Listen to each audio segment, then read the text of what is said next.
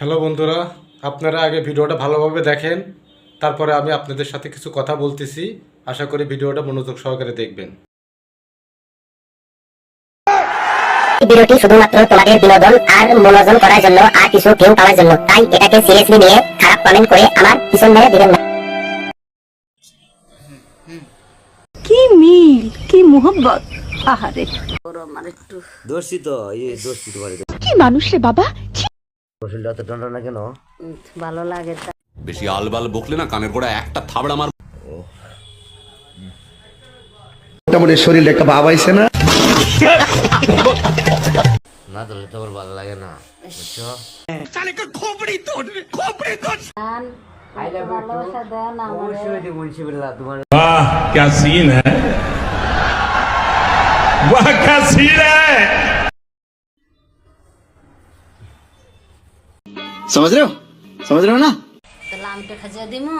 ধরো একটু ধরে দেহ, পুরা 10 ইঞ্চি। কি বলবো, যাই হোক।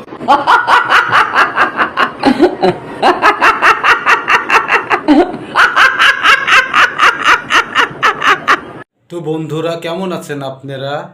আশা করি সবাই ভালো আছেন।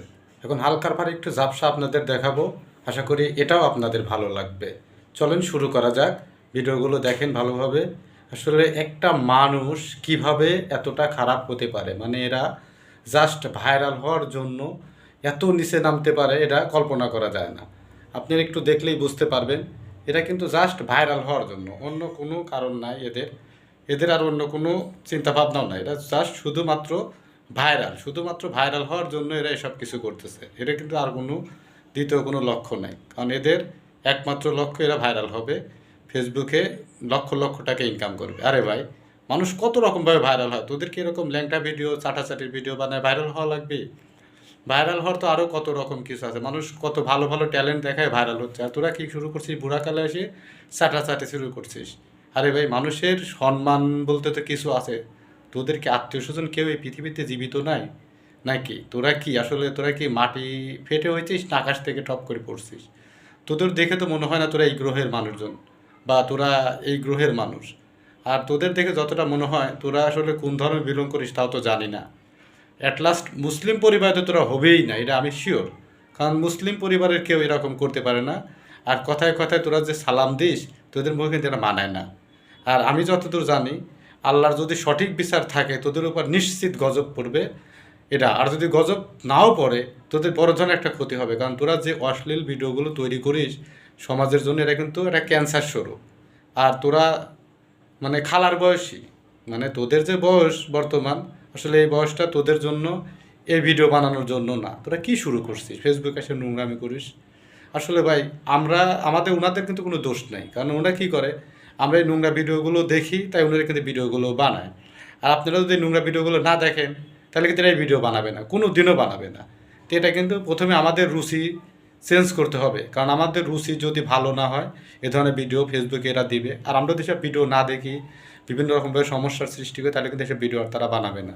তো আমি আসলে সমাজকে সচেতন করার জন্য ভিডিও তৈরি করি, কাউকে খারাপ বলার জন্য করি না। আমি যে ভিডিওটা তৈরি করছি, এনাদেরও কিন্তু খারাপ বলার জন্য ভিডিও করি নাই। জাস্ট আমি ওনাদের মনে করাই দিচ্ছি, মানে ফেসবুক একটা পাবলিক প্ল্যাটফর্ম, যেখানে সবাই ঢোকে, ছোট বড় শিশু বাচ্চা সব ধরনের মানুষ এখানে করে। তো এখানে যদি এ ধরনের ভিডিও ওরা আপলোড করে, তাহলে এটা কিন্তু সমাজের জন্য একটা ক্ষতিকর। এই জন্য কথাগুলো বললাম। আর আমার কথাগুলো যদি কারো খারাপ লাগে, কেউ যদি আমার কথায় কষ্ট পেয়ে থাকেন, আশা করি ক্ষমার দৃষ্টিতে দেখবেন, কারণ মানুষ মাত্রই ভুল করে। হয়তো আমারও কথায় ভুল হতে পারে। তো আজকের ভিডিওটা এই পর্যন্তই। আশা করি নেক্সট ভিডিওতে আপনাদের সাথে কথা হবে। আর আমার চ্যানেলটাকে আপনারা যদি সাবস্ক্রাইব না করে থাকেন, তো অবশ্যই আমার চ্যানেলটাকে সাবস্ক্রাইব করবেন, একটা লাইক এবং একটা কমেন্টস করবেন। কারণ এই ভিডিওতে আমার আশা যে মিনিমাম 20,000 লাইক, মানে মিনিমাম 20,000 লাইক আমার আশা। তো দর্শক এবং বন্ধুরা, আপনারা সবাই আমার ভিডিওটাকে সাপোর্ট করবেন, লাইক করবেন এবং শেয়ার করবেন। কারণ এ ধরনের ভিডিও আমি রেগুলার দেওয়ার চেষ্টা করব, এতে সমাজের উপকার হবে, আপনাদেরও ভালো লাগবে ইনশাআল্লাহ। তো সবাই ভালো থাকবেন। আল্লাহ হাফেজ।